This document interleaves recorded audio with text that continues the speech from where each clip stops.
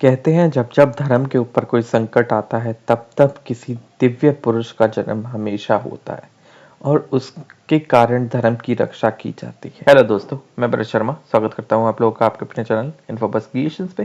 Channel को आपने अभी तक सब्सक्राइब नहीं किया है तो जल्दी से सब्सक्राइब का बटन दबा दें और बेल आइकन को ऑल पे कर लें ताकि जब भी कोई न्यू वीडियो आए तो उसकी नोटिफिकेशन आप लोगों को मिल जाए। दोस्तों, आज हम बात करेंगे शिरडी के साईं बाबा के बारे में। आप सब लोगों को पता ही होगा, जो साईं थे उनको दिव्य रूपी माना जाता था, उनको साक्षात भगवान का रूप दिया जा गया है। आज हम बात करेंगे कि कौन थे वो साईं, इनका जन्म के पीछे क्या कहानी है।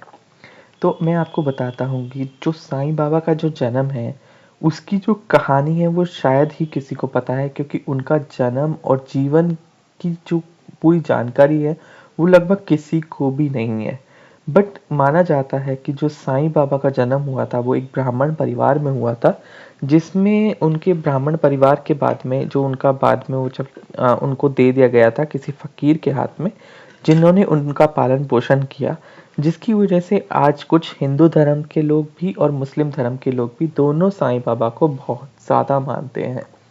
और यही नहीं, 16 वर्ष की आयु में ही उन्होंने अपना जो सब कुछ त्याग करके अपने शिरडी आ गए थे और वहां पर आके उन्होंने अपना जीवन बसर करना शुरू कर दिया गया था यहाँ पर। अब साईं बाबा की कुछ ऐसी अनोखी अद्भुत बातें हैं, जैसे कि साईं बाबा हमेशा ये कहते थे कि आप जैसा करोगे वैसा ही आपको मिलेगा, जो आप बोओगे वही आपको उसका फल मिलेगा। तो अगर आप मतलब एक पुरानी कहावत है कि बोए बेल बबूल के तो आम कहाँ से खाए। तो साईं बाबा कहते थे कि मतलब अगर आप कुछ अच्छा नहीं करोगे तो आपको भी कुछ अच्छा नहीं मिलेगा। ऐसा ही उन्होंने ये भी बोला था कि सबका मालिक एक। जब धर्म के ऊपर लाइक हिंदू धर्म मुस्लिम धर्म सब जब लड़ाइयाँ कर रहे थे, तब साईं बाबा ने कहा कि सबका एक ही मालिक है, आप धर्मों को भेदभाव ना करें और आपस में बिल्कुल शांति पूर्वक रहें। साईं बाबा का ये मतलब जो अवतार है, ये माना जाता है कि इन्होंने बिल्कुल विनम्रता से शांति पूर्वक इन्होंने कई धर्मों की रक्षा करी है। और ऐसा ही नहीं, इन्होंने मतलब जितने भी धर्म हैं उनको सबको एक साइड रख के इन्होंने सब धर्मों को समान रूप में एकदम से उनको समान रूप में देखा है। तो ये साईं बाबा की कुछ अनोखी बातें हैं। तो एक बार एक ऐसी कथा भी है इनके साथ में कि एक बार साईं बाबा क्या करते थे कि जैसे ही शाम होती थी तो वो मंदिर मस्जिद दोनों में दिए जलाते थे। तो एक बार जो वहाँ पर जब जो तेल वगैरह देते थे दिए जलाने के लिए, तो उन्होंने मना कर दिया था साईं बाबा को, क्योंकि वो पैसे तो ले नहीं सकते थे साईं बाबा से और उनको फ्री में तेल देना भी उनके हाथ में नहीं था। तो अब ये चीज साईं बाबा को वो बता नहीं सकते थे। तो अब जब साईं बाबा को ये चीज नहीं बता सकते तो साईं बाबा ने उनको बातों को समझ लिया था। तो उन्होंने क्या किया कि जो पानी है, दियों में पानी डाल के उन्होंने दिए जला दिए।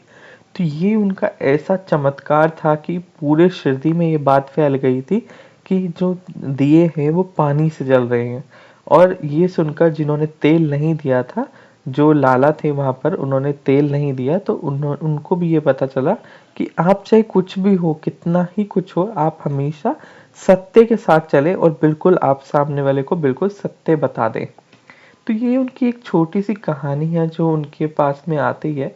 और यही नहीं, एक बार ऐसा भी हुआ था कि उनके एक भक्त थे कोंडई सुंदर। अब उनको उन्होंने आगाह किया कि आप जाएं अपने खेतों में, आपके खेतों में आग लग गई है। अब वो जल्दी से खेतों की तरफ भाग गए, मगर वापस जब आके उन्होंने देखा तो बोला कि साईं बाबा वहां पर तो कोई आग नहीं लगी थी। तो साईं ने उनको पहले ही आगाह कर दिया था जब तक आग भी नहीं लगी थी। तो साईं ने बोला कि आपने ध्यान से नहीं देखा, मैंने आपको पहले ही आगाह किया था, आप दोबारा जाएं और वहां पर देखें कि खेतों में आग लगी हुई है। अब जब वापस वो गए तो खेतों में बहुत ज्यादा आग लगी हुई देखकर उन्होंने साईं को याद किया। तो साईं ने कुछ थोड़ा सा जल छिड़का और आग को शांत कर दिया और उनके खेत बच गए, नहीं तो उनको बहुत ही ज्यादा भारी नुकसान हो जाता। अब ये तो साईं बाबा के कुछ छोटे मोटे चमत्कार हैं। और एक बारी जब महामारी भी फैली थी तो शिरडी के अंदर तक वो महामारी नहीं आई। उन्होंने ये बोला था कि शिरडी की सीमाओं से बाहर कोई ना जाए। उन्होंने शिरडी के अंदर बिल्कुल भी महामारी ज़रा भी नहीं फैलने दी। तो ये साईं बाबा का बहुत बड़ा चमत्कार था। साईं बाबा का जो शिरडी के अंदर मंदिर है वो गोपाल राव बूटी जी ने बनाया हुआ है। 1915 में ये शिरडी का मंदिर बना था। तो 1915 के बाद में पहले वो मंदिर नहीं था वहाँ पर जो साईं बाबा का है, जो वहाँ पर उनकी समाधि है। तो उनकी जगह पे वहाँ पर एक आश्रम हुआ करता था, जहाँ पर जो भी लोग शिरडी के अंदर आते थे तो उनका जो रहने की जगह थी वो वहाँ पर रखी जाती थी। तो अब जब साईं बाबा की वहाँ पर जो समाधि थी, साईं बाबा हमेशा एक नीम के पेड़ के नीचे बैठते थे और वहीं से ही अपना जो मतलब लोगों का ज्ञान बांटना, लोगों का ध्यान रखना, वो सब कुछ वहाँ पर करते थे। तो वहीं पर ही बैठ के उन्होंने समाधि ली थी। तो उसी नीम के पेड़ के नीचे उन्होंने फिर इसको समाधि को उन्होंने साईं जो शिरडी साईं मंदिर है वो उन्होंने बनाया। और यही नहीं, आज भी लोग, ये सिर्फ हिंदू धर्म के लोग ही नहीं बल्कि मुस्लिम धर्म के लोग भी, दोनों धर्मों के लोग साईं बाबा को बहुत ज़्यादा मानते हैं। हाँ, ये कॉन्स्पिरेसी चली आ रही है कि कुछ लोग उनको हिंदू बोलते हैं और कुछ लोग उनको मुस्लिम बोलते हैं। उनके मतलब जैसे पहनावा जो था वो एक तरह से थोड़ा सा मुस्लिम धर्म वाला था, हिंदू धर्म में उनको संत वाला पहनावा था। तो इसी वजह से कुछ लोग उनको हिंदू बोलते हैं और कुछ लोग उनको मुस्लिम बोलते हैं। और जो साईं बाबा की जो मूर्ति है वो मूर्ति लगभग 1954 में रखी गई थी। और जो साईं बाबा ने समाधि ली थी वो ली थी 15 अक्टूबर 1918 को। विजयदशमी का दिन था, तब साईं बाबा ने उसमें वहां पर समाधि ले ली थी।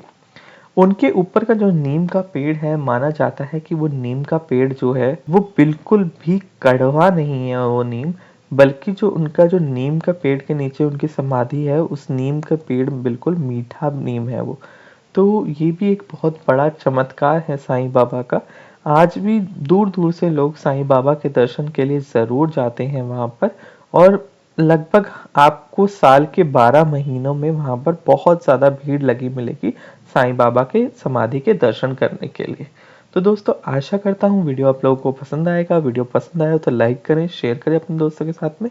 आज की वीडियो में इतना ही। धन्यवाद।